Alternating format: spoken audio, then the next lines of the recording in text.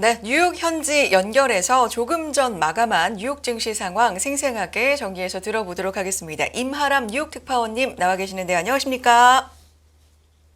네, 안녕하세요. 이마람 부사원입니다. 네, 안녕하세요. 네, 네, 오늘은 안녕하세요. 그런대로 많이 오른 편이네요. 어떻게 된 건지 정리 좀 해주십시오. 네, 뉴욕 증시 3대 지수 어제 일제히 상승 마감하면서 장을 마쳤습니다. 오랜만에 보는 좀 큰 폭의 상승세인 것 같은데요. 3대 지수가 모두 1% 안팎으로 상승을 했고요. 다우와 S&P 지수 같은 경우에는 주요 지지선을 회복을 하는 모습을 보였습니다. 간밤 다우 지수가 400포인트 가량 상승하면서 전일 대비 1.18% 오르면서 종가를 형성했습니다. 다우 지금 34,000선을 회복한 모습입니다. S&P 500 지수와 나스닥 지수 이제 나란히 1.36%씩 올랐습니다. S&P 500 지수 4,000선 회복을 했고요. 나스닥 역시 1.3% 이상 상승 마감을 했습니다. 네, 간밤 채권 시장 금리는 하락하는 흐름을 나타냈습니다. 미 10년물 국채 금리 현재 시각으로 전장 대비 6bp 가량 하락하면서 3.76% 가량 나타내고 있는데요. 미국 2년물 채권 금리 같은 경우는 전장 대비 1bp 가량 하락하면서 4.52% 수준 나타냈습니다. 오늘 장중에 미국의 2년물과 10년물 채권 금리의 역전 폭이 굉장히 큰 수준으로 벌어졌는데요.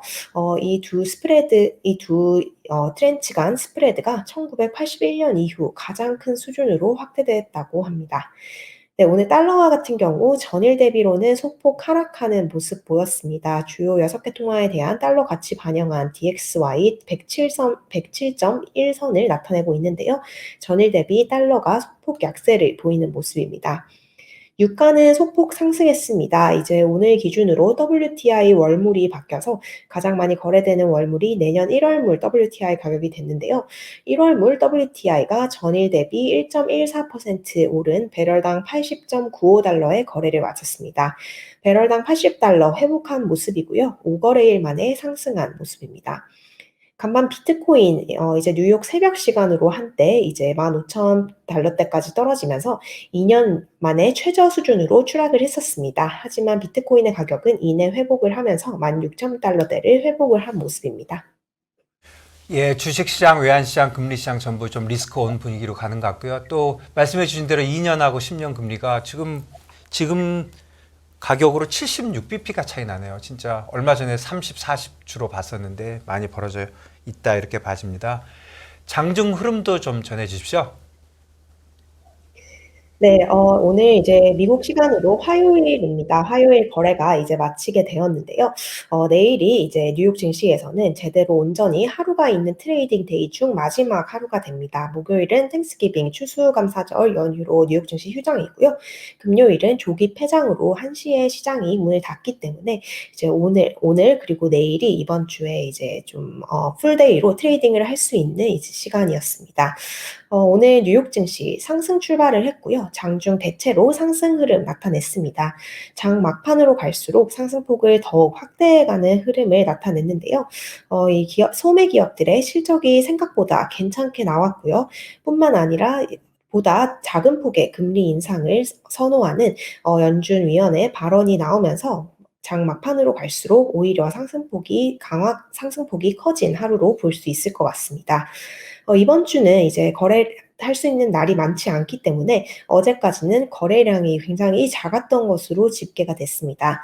다우존스 마켓 데이터에 따르면 이제 전날 뉴욕 증권거래소와 나스닥에 상장된 주식 거래량이 지난 8월 말 이후 최저를 기록했다라고 합니다. 여름 이후 5개월 만에 이제 가장 적은 수준으로 주식이 거래를 됐었다라고 하고요.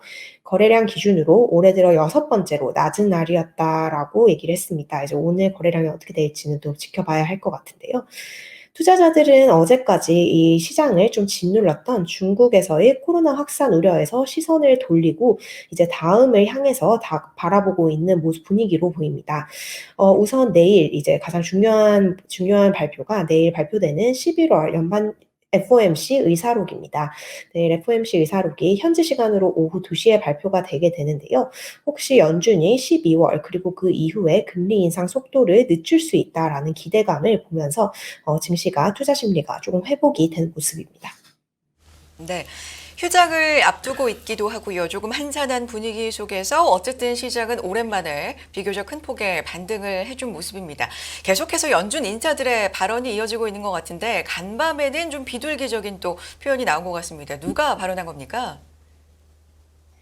네, 오늘 로레타 메스터 클리브랜드 연은 총재의 공개 발언이 있었습니다. 점심 무렵에 나왔는데요. 이 메스터 총재의 발언이 오후 들어서 투심을 크게 개선시킨 요인으로 작용을 했습니다. 로레타 메스터 클리브랜드 연은 총재, 이제 한마디로 요약을 해보면 금리 인상 폭을 지금 현재 진행되고 있는 75bp 인상에서 50bp 수준으로 줄이는 것이 괜찮다라는 뉘앙스의 발언을 했습니다. 정확하게 이제 금리 인상폭을 줄이겠다라고 표현을 한 것은 아니지만 이렇게 설명을 했는데요. 지금 현재 연방준비제도가 진행하고 있는 이 긴축의 통화 정책은 변곡점에 돌입했다라고 설명을 했습니다. 변곡점이라는 워딩을 사용을 했고요. 금리가 지금 현재 금리가 경제를 제약하는 초기의 수준에 돌입을 했다라고 얘기를 했습니다. 지금까지 이제 금리를 열심히 올려왔다면 어느 정도 높아진 상태이기 때문에 지금 현 레벨에서도 경제를 제약하는 수준 초기에 돌입을 했다라는 의미입니다. 그렇기 때문에 다음 달 있는 12월 FOMC에서 금리 인상 속도를 늦추는데 문제가 없다라고 얘기를 했고요. 또한 연준이 가장 중요하게 보는 인플레 지표인 장기 인플레이션이 잘 고정되어 있다라고 얘기를 했습니다. 금융시장은 메스터 총재 발언에 대해서 이제 최종 금리가 4%에서 5% 수준에 그칠 수 있다라는 의미로 해석을 하면서 상당히 긍정적으로 반응을 했습니다. 오늘 메스터 총재의 발언에 대해서 IB들도 긍정적 평가 내놨는데요. JP모건 분석가는 오늘 이 메스터 총재의 발언은 투자자들의 고민을 크게 덜어주는 발언이었다라고 얘기를 했습니다. 내일 11월 FOMC 의사록 발표를 앞두고 있기 때문에요. 내일 이제 발표되는 FOMC 의사록의 뉘앙스를 지켜봐야 할 것 같습니다. 네, 그러네요. 메스터 총재가 어제 델리 총재에 의해서 조금 도비시한 발언을 한 것 같고, 사실은 이 두 사람 말고도 다른 사람들은 그냥 기존에 하듯이 계속 좀 허키시하게 얘기하는데, 시장은 좀 허키시하지 않은 코멘트에 좀 집중한다, 이렇게 봐지네요. 그리고 지금 월스트리트에서 지금 뭐 모건 스탠리, 골드만삭스, JP모건, BOA 전부 한마디씩 했는데 잘 정리해 주신 것 같아요. 한번 쭉 전해 주시죠. 네. 이제 연말에 들어가고 있고요. 또 한 해를 마무리하는 4분기도 중반 이후를 접어들고 있습니다. 월가에서 앞다투어서 내년 주식시장 전망 그리고 경제 전망에 대한 이 코멘트가 나오고 있는데요. 이번 주 내내 관련된 내용이 나오고 있는데 오늘 이제 대부분 중요 IB에서 발언이 나온 것 같습니다. 우선 가장 먼저 모건 스탠리가 어제 아시아장에서 이런 보고서를 발표를 했는데요. 모건 스탠리는 지금 주식시장이 약세장의 마지막 단계를 근접해 간다라는 평가를 내놨습니다. 아직 시장이 약세장에 분명히 있는 상황이지만 그래도 약세장을 이렇게 나눠보자면 마지막 단계에 근접을 해가고 있다라고 얘기를 했습니다.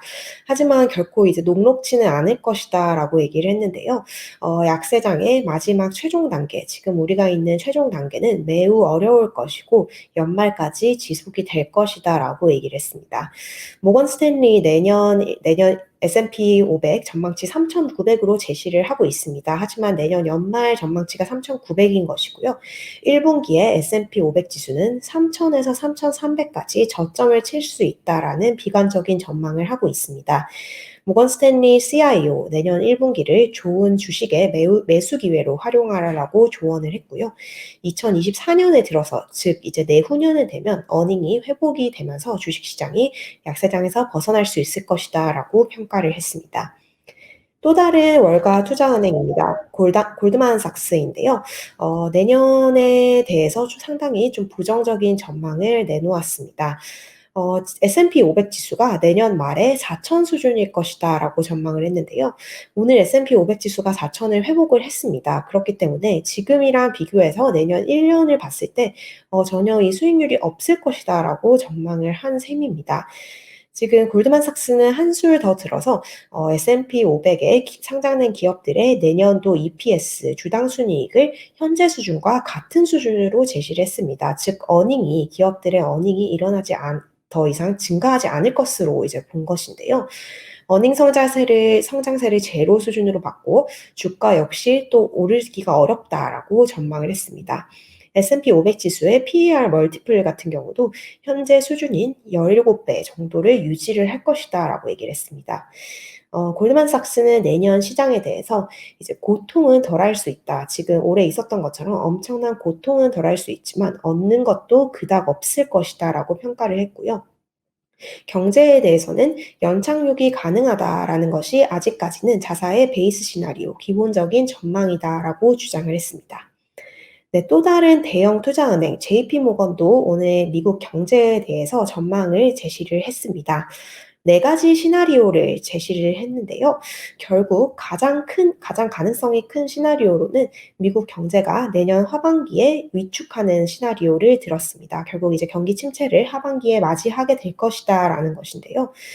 또 다른 시나리오로 제시한 것 중에서 이 경기 침체가 내년 하반기가 아닌 내년 말에 일어나는 경우, 혹은 2024년, 내후년에 경기 침체가 일어나는 경우, 혹은 내년 초에 경기 침체가 일어나는 최악의 경우 등을 제시를 했는데요. 이 네 가지 시나리오 들어보시면 아시겠지만 모두 경기 침체를 이제 전망을 하고 있습니다. 이제 아무리 좋게 봐도 침체를 벗어날 가능성은 20% 정도밖에 되지 않는다라고 전망을 했고요.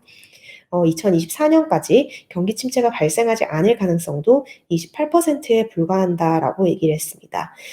지금 JP모건이 보는 가장 유력한 경기 흐름 확률은 이제 통화 정책의 후행적인 여파에 따라 성장이 결국 침해되고 경기 침체가 발생하는 시나리오입니다. JP모건의 수석 이코노미스트, 내년 금리는 5%를 달성할 것으로 보고 있고요. 경기의 향방은 결국 연준의 통화 정책에 달려 있다라고 주장을 했습니다. 뱅크 오브 아메리카도 지금 내년 S&P 500 전망치 제시를 했습니다. 내년 말 전망치로 4,000선 제시를 했는데요. 역시 오늘 종가와 크게 차이가 없는 수준으로 내년 1년 동안 이제 좀 먹을 수 있는 부분이 없다라고 주장을 한 것입니다. 이제 또 만약에 경기 침체가 온다면 이건 기존에 우리가 생각하고 있었던 경기 침체와 완전히 다를 것이다라고 설명을 했는데요. 이제 your mom and dad's recession, 그러니까 우리 엄마 아빠 세대에 있었던 경기 침체와는 완전히 다른 그림이 올 것이다. 다른 형태의 침체가 올 것이다라고도 주장을 했습니다.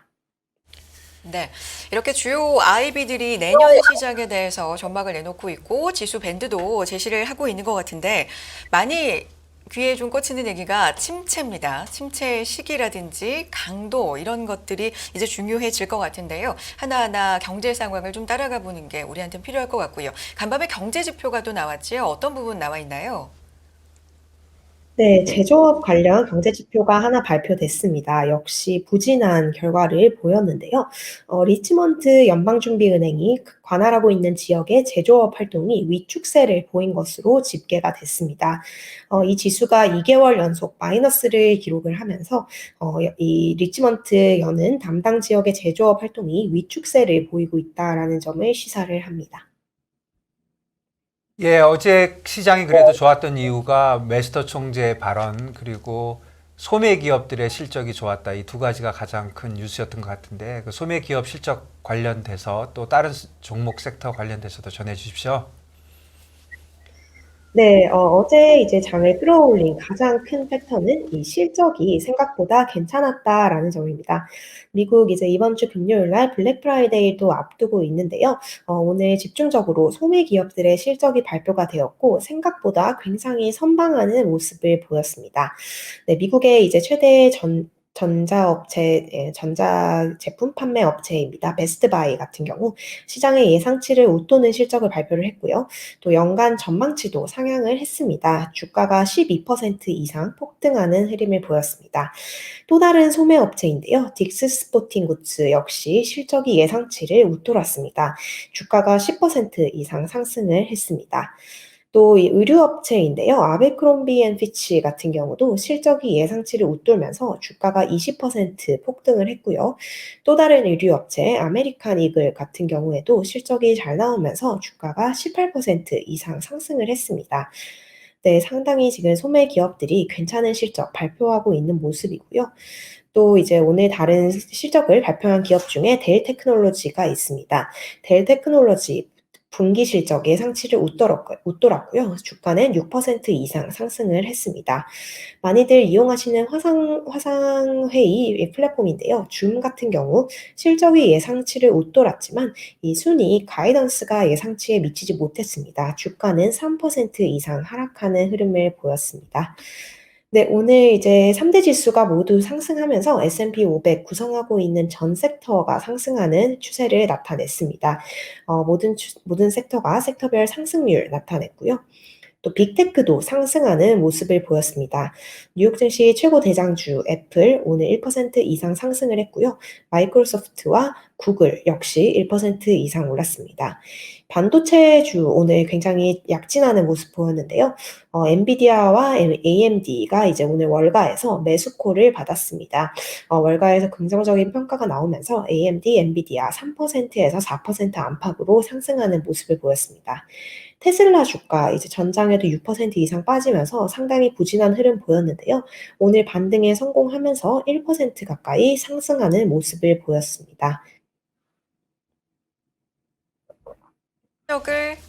주요 실적을 발표한 기업들, 그 기업들의 주가 흐름까지 정리를 해 주셨습니다. 오늘 정리해 주신 내용 중에는 뭐 주요 IB들이 내년도 경기에 대해서 어떻게 보고 있는지 이런 부분도 좀 눈에 띄네요. 이마람 뉴욕 특파원이었습니다. 특파원님 고맙습니다. 감사합니다. 네, 감사합니다.